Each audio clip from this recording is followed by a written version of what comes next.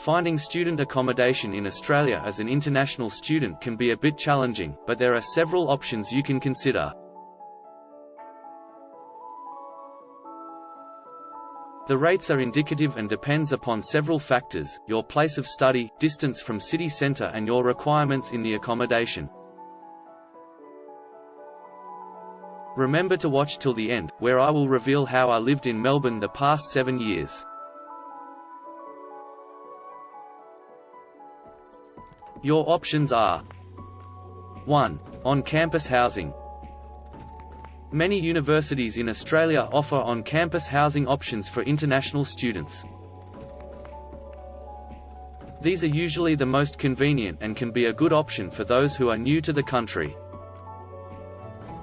They typically cost between $125 to $300 per week. These could be bedroom units or apartments and usually located within the university campus. Meals are not included. I would recommend them for medium-term stays, and once you are confident of your bearings, you may move out after a few semesters. 2. Homestay. Homestay is another option where you can stay with an Australian host family. This can be a great way to experience the local culture and improve your English language skills. It is also a very secure arrangement, especially if you are 18 or so and away from home for the first time.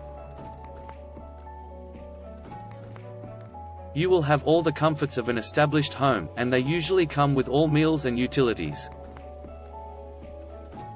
Homestays usually cost in the range of $250 to $350 each week. They are on the family home and usually away from the city centre, and therefore that should be factored in your decision. I would recommend them for short stays, and once you know your way around, you could minimize your expenses by shifting out. 3. Private rental. Private rental accommodation is widely available in Australia, but it can be more expensive than other options. To find private rental accommodation, you can search online platforms like www.realestate.com.au or www.domain.com.au. You can rent or lease the properties yourself or with a group of friends. It's an excellent option for students with families. These are recommended for long stays, however they are usually away from the city centre. These are in the range of $200 to $500 per week. However, if you share, the cost comes down accordingly.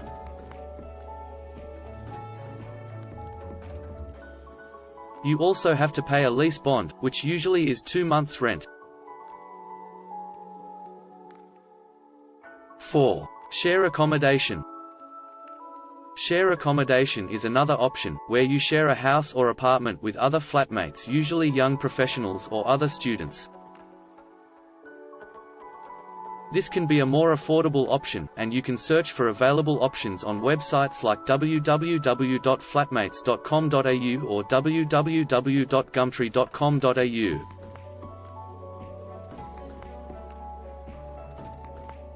There is a wide range from $150 to $400. You get a bedroom and access to all common facilities. These could be in the city centre or away, and that would be the cost indexing factor. 5. Student accommodation providers. There are also student accommodation providers in Australia that specialise in providing housing for international students. Some of these providers include Student.com and UniLodge. They provide all facilities like round-the-clock support, access, furnished living spaces, study areas, entertainment zones, utility bills, etc. These are in the range of $250 Australian to $450 Australian. These are recommended for medium to long stays because of facilities and safe environment. It is important to research different options and compare prices and facilities before making a decision. You should also be aware of the rental laws in Australia and make sure to read the lease agreement carefully before signing.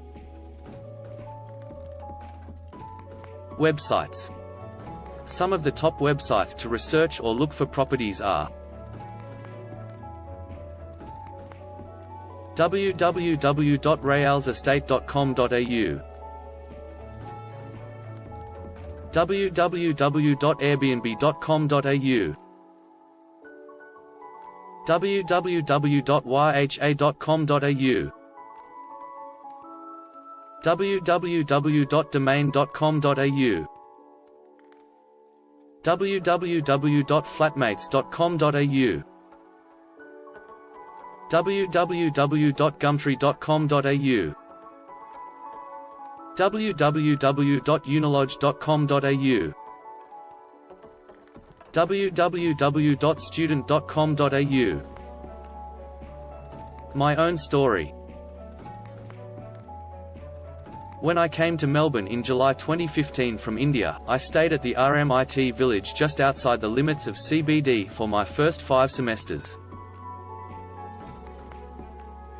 Mine was a shared apartment having 2 bedrooms, and I had a new flatmate every semester. After 2.5 years, I moved out to a townhouse in the suburbs, with 2 Australians, a girl and a boy on a 1-year lease contract. A year later we again moved on another 1-year contract, but this time closer to the city centre. And then in late 2019, I moved into my present townhouse in Kensington, 3 stops away from CBD. I found it on www.flatmates.com.au and I am still living here.